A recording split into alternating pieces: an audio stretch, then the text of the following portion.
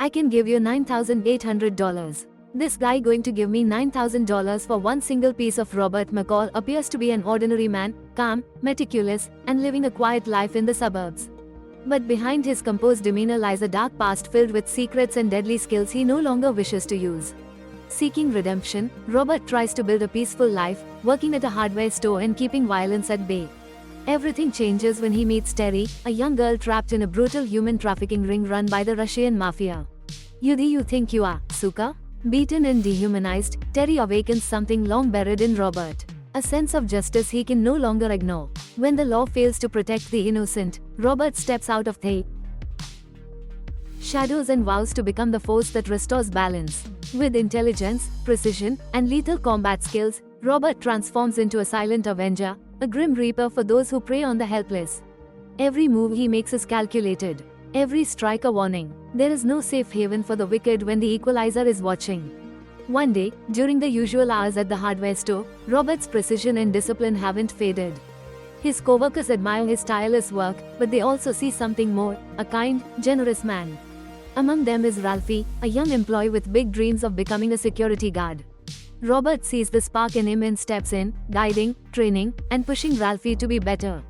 Everything Robert does is calculated. He times himself on daily tasks, always testing his accuracy, always chasing perfection. But behind the calm routine lies a restless mind. At night, he finds no peace. Sleep escapes him, so he drifts to a small diner. Night after night, nursing cups of tea and losing himself in books. That's where he meets Terry, a young woman living a life far from safe or simple. They sit in silence night after night. Two strangers with nothing in common but a shared loneliness. She's drawn to the book in his hands, Moby Dick, and asks him to tell her the story someday. The next night, Robert returns to the diner, book in hand. Terry shows up again, dressed for work, less subtle, more exposed.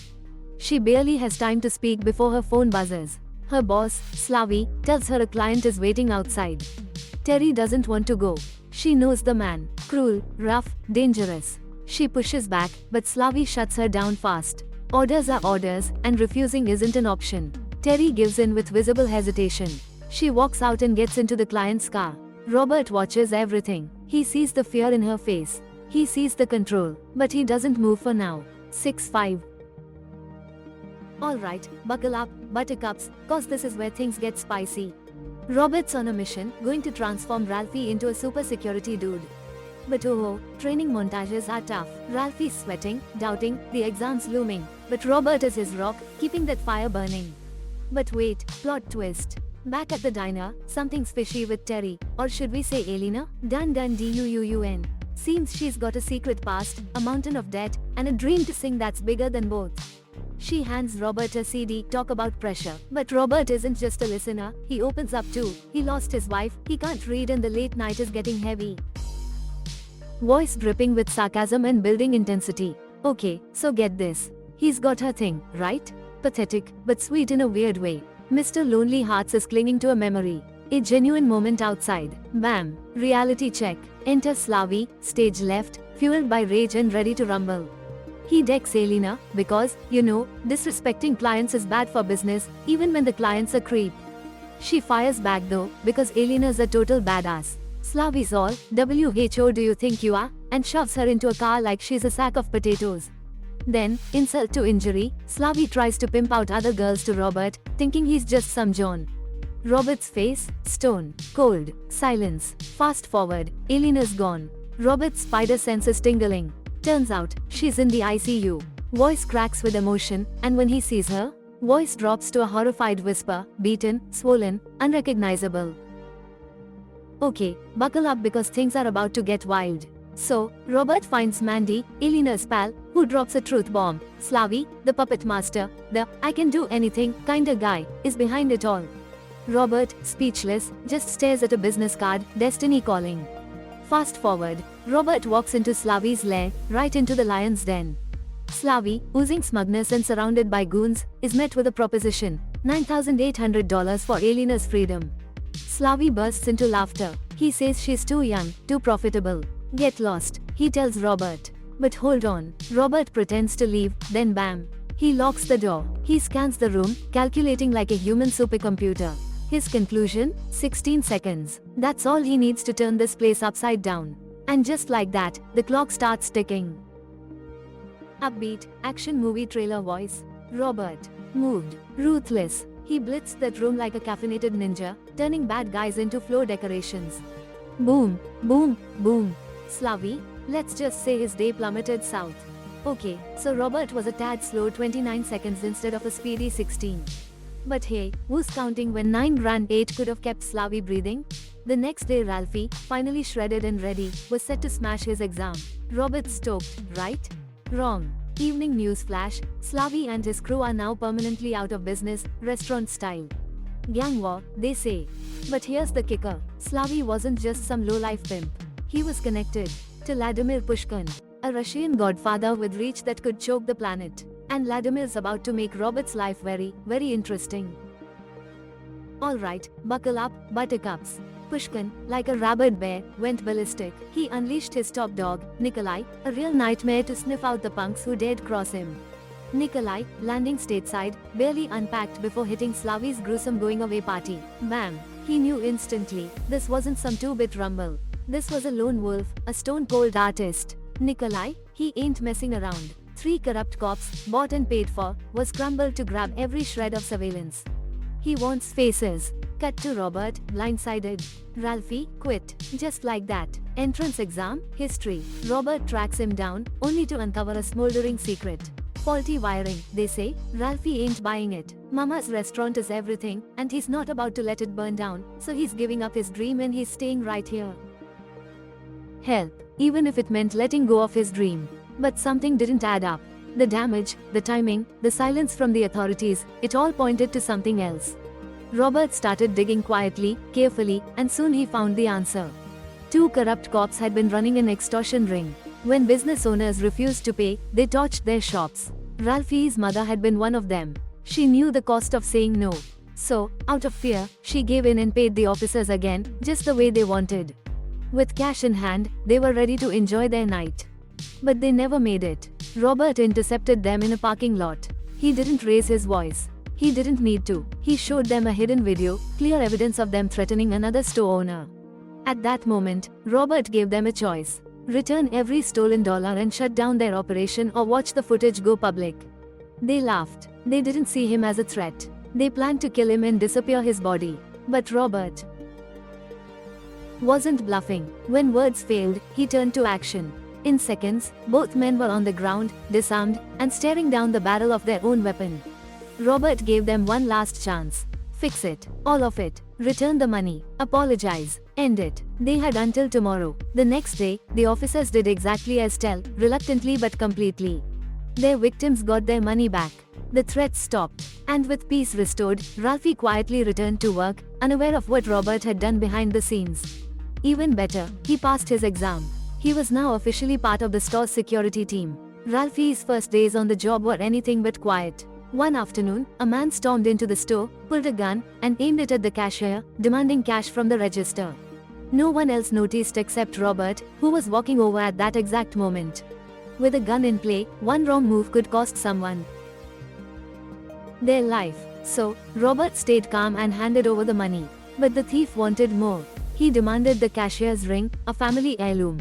She refused. That's when Robert's patience cracked. He was ready to act until a group of small children entered the store. One wrong move now could put them in danger. Robert told the cashier to give up the ring, but he wasn't letting the thief go. Outside, Robert followed him, memorized the license plate, and waited. When police arrived, they confirmed the worst. The man was a repeat offender, violent, and had already shot someone last month. Robert knew this man had to be stopped. He picked up a hammer from the store and went after him. The next day, the cashier found her ring back in the register. No one knew how it got there. Nearby, Robert quietly returned the hammer to its shelf, scanning the store as if nothing had happened. The focus shifts to Nikolai and corrupt officer Frank Masters as they arrive at the office of an Irish mob lieutenant. Okay, buckle up, folks. Frank, our boy on the inside, knew the Irish weren't behind Slavy's demise. But Nikolai, forget about it. Justice? Nah, he wanted vengeance. Enter Little John Looney, the Irish enforcer, and bam! Instant animosity. Little John spewing hate about reckless, prideful Russians, but Nikolai? Ice cold, he throws it back, reminding them who let them play in the sandbox. Pushkin turned a blind eye to a lot, but now the game has changed. Suddenly, Nikolai jumps loony. Frank, bless his heart, starts dropping the other Irish guys like flies. But Nikolai, he's a man possessed. He keeps pounding Looney into next week, practically kissing death. Frank's freaking out, bodies equal heat. But Nikolai, he's stone cold, declaring this isn't overkill, it's a message. A brutal, bloody message. Written in blood. Nikolai then shifted his focus to Mandy, one of Slavy's former workers and Elena's closest friend. With Elena missing since Slav's death, Nikolai saw her as a possible lead. He confronted Mandy, asking if she knew Elena or where she might be. Scared, Mandy lied. She claimed they barely knew each other. But Nikolai already had the truth. Others had told him Mandy and Elena were inseparable. He hated being lied to. He gave her one more chance to come clean. Backed into a corner, Mandy broke. She told Nikolai about Robert, how he had come to the hospital to see Elena, and how she had told him Slavy was the one who beat her. It was exactly the kind of detail Nikolai was hunting for. But the lie still cost her. Without warning, he strangled her. No hesitation, no mercy. Please, please, please, Conferencedy. With a name now in mind, Nikolai went. Bam! Nikolai barges into Robert's place, flashing a fake badge, spinning a yarn about dead Russians and you being there. Robert plays it cool, but oh boy, the air crackles with lies. Nikolai leaves, convinced Robert's dirtier than a dumpster. Robert, he knows the game's changed. Trouble's knocking. So, what happens? It's toolbox time. Robert's gearing up for a brawl, while Nikolai's digging up Robert's past and plotting his demise. Then, Nikolai strikes. Sends a goon to Robert's diner, so subtle, right? But Robert, he's not buying it. Sees the weapon, smells the setup, and wham! Disarms the guy faster than you can say, boshed, and drops him like a bad habit. Before he could react, then Robert cut the power. The diner went dark. As confusion spread, Robert stepped out into the night and calmly crossed the street, camera in hand. He snapped photos of Nikolai's men as they sat in the car. That alone was enough to provoke them. They got out trying to surround him. It was a mistake. Robert picked them off one by one. He ambushed one, stole his phone, and disappeared into a backup hideout not far from his main apartment. Back at Robert's home, Nikolai and his crew stormed in, thinking they'd catch him there. But Robert was watching. He had hidden cameras and microphones placed throughout the apartment. Every step they took, every word they said, he saw it all. Shortly after, Nikolai's team thought they had a breakthrough. Plane tickets and paperwork hinting that Robert was preparing to run. But Nikolai didn't buy it. He knew this man wasn't running.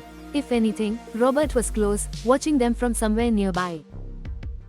Okay, buckle up, folks. Nikolai, frustrated and empty-handed, scrapped the hunt and beat a retreat to strategize. Meanwhile, Robert's like, whoa, this is way bigger than petty thugs.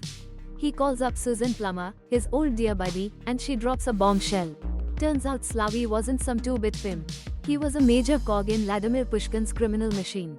Pushkin, a Russian oligarch with tentacles everywhere, fuel smuggling, weapons dealing, you name it. Slavy's crew, just the East Coast branch of his empire. That's why Pushkin unleashed Nikolai, this ex-Petizana's, now his personal cleaner. And get this, Susan just revealed that two of Pushkin's dirty cops are already pushing up daisies. Things are about to get very interesting. Certainly killed by Nikolai, the third, Frank Masters, had vanished. She warned Robert, this man wasn't just dangerous, he was relentless, and anyone close to Robert was now a target.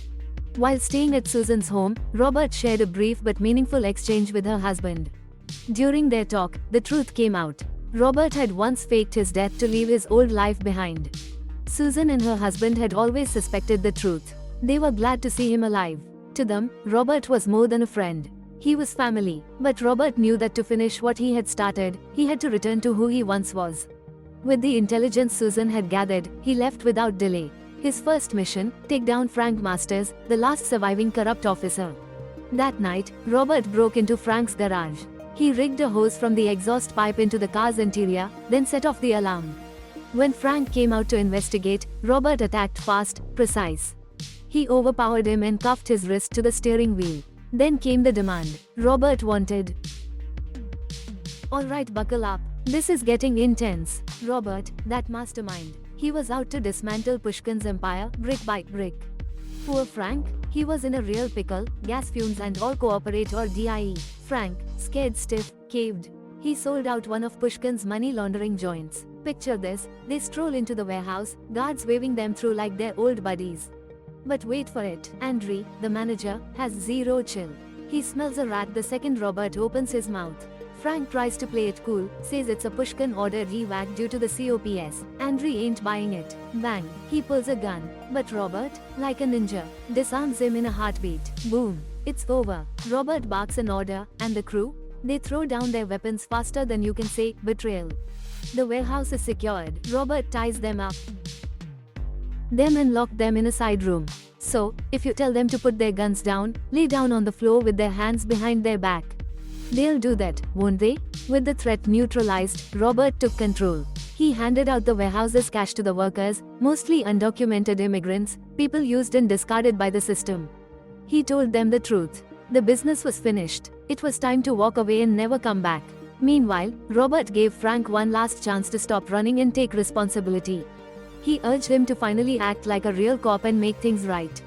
After a long, hard conversation, Frank gave in. He called the authorities and gave up his location. The police arrived quickly. After hearing Frank's confession, they arrested him immediately. Andre and his men were also taken into custody, still tied up where Robert had left them. Inside the warehouse, officers found a huge stash of cash. On one of the bills, they discovered a handwritten message from Robert. Follow the money. Robert didn't stop there. His next move was bold. Hold on to your hats, folks. Collision, we're talking nuclear threat levels of drama. Imagine this, Robert, cool as ice, marches right up to Nikolai in broad daylight. Lay off Pushkin, he snarls, or I'll dismantle your whole operation brick by brick. Nikolai, not backing down. I'll hunt you to the grave, he retorts. Ouch. Open mouth face, but Robert, bam, drops a truth bomb, revealing Nikolai's dark secret. The PERICIDE? Fearful face back at his place, Robert's got Pushkin's dirty laundry thanks to Frank. Boom. He mails it to the FBI, then, wait for it, spots coordinates for Pushkin's oil tankers. Bingo. Bullseye. Robert, living up to his threat, hits those tankers hard. Fire, fire, fire. And just like that, Pushkin's empire feels the burn. Okay, buckle up, buttercups, because things are about to get wild. Pushkin's precious stream of revenue just went boom. And he is not happy. He gave Nikolai an ultimatum, squish Robert like a bug, or kiss Russia goodbye. Nikolai, he panicked, naturally. He grabbed Robert's buddies hostage at Home Depot, Home Depot, and gave Robert a half-hour death clock. But guess what? Robert ain't playing Nikolai's game. He went straight for the hostage situation, ninja-ing two goons with moves so slick, they'd make James Bond jealous. Think PA system lures and Ralphie flavored bait. Bam! Hostages are free. And then, plot twist. Ralphie, bless his loyal heart, decides to join the fray. Things are about to get messy. Nikolai realized the meeting was a ruse. He and his men raced to the store, unaware that Robert had already turned the building into a trap and was waiting. The first of Nikolai's men died instantly, his neck caught in a wire trap that yanked him off the ground. The second was next. Shocked by the sight of his partner's lifeless body, he froze for just a moment. That was all Robert needed to strike from the shadows and take him out. The third suffered the worst. Robert drove a drill into the back of his skull. The fourth man was different. He fought back. Robert tried to take him from behind, but the man was too strong. Wounded and bleeding, he still managed to throw Robert down and land several hard punches. It nearly ended there, but Robert reached his blade first and buckle up, buttercups, because Robert just barely survived. This fight drained him so bad, he's horizontal on the floor, basically a human pancake.